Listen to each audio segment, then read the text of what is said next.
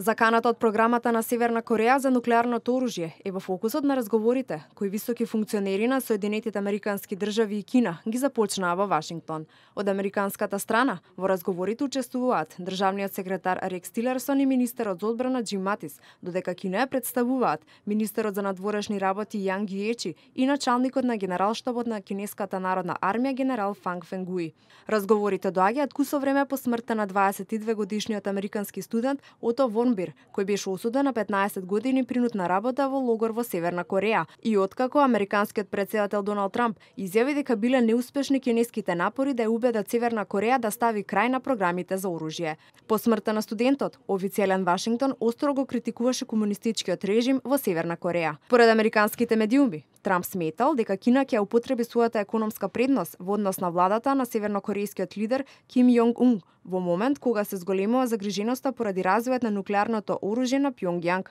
кое може да ја погоди американската територија. Според вршителот на должност помошник државен секретар на Соединетите Американски држави, задолжен за Источна Азија, Сузан Торнтон, Вашингтон и Пекинг се обидуваат да изградат позитивен импулс, која создаде минатиот месец, кога Трамп на Флорида се сретна со кинескиот колега Си Џинпинг.